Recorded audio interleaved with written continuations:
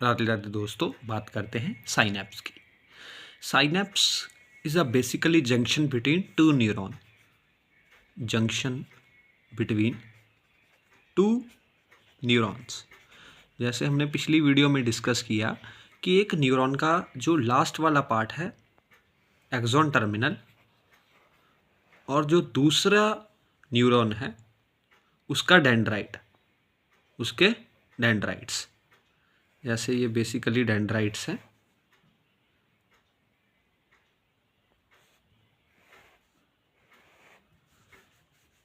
मतलब इस पे रिसेप्टर होते हैं, जैसे ये रिसेप्टर की तरह डेंड्राइट एक्ट करते हैं।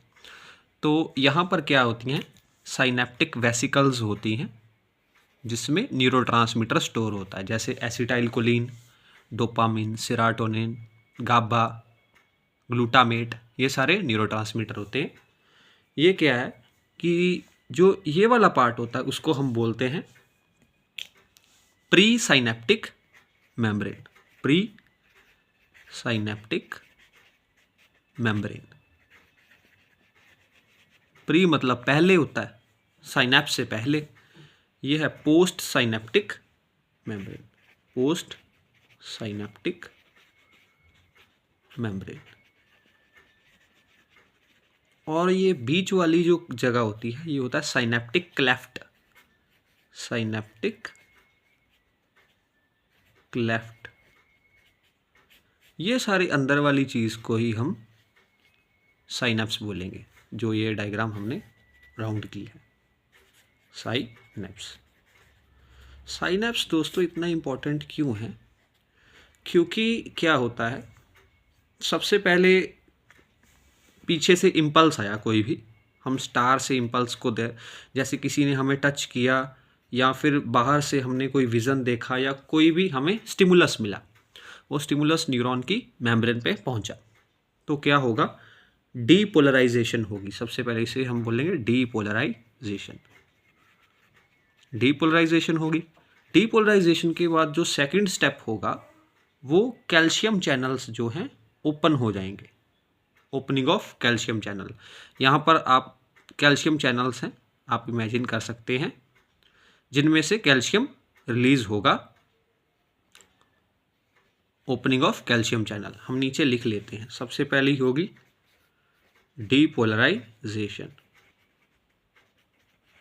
मतलब जो पहले तो हमारा न्यूरॉन है वो पोलराइज्ड स्टेट में होता है, पर जैसे ही इम्पल्स आया तो उसके चार्ज ऑपोजिट हो जाते हैं, पलट जाते हैं, जिसको डीपोलराइजेशन बोलते हैं। उसके बाद होती है opening of calcium channel.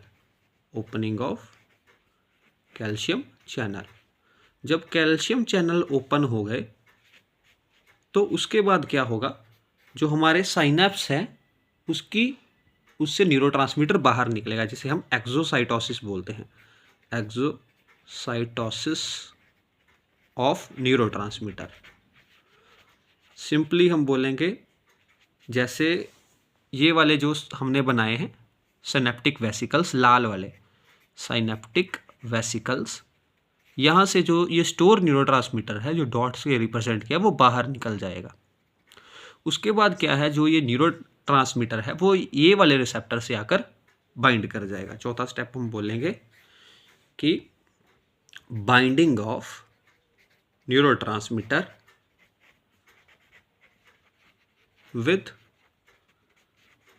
Receptors.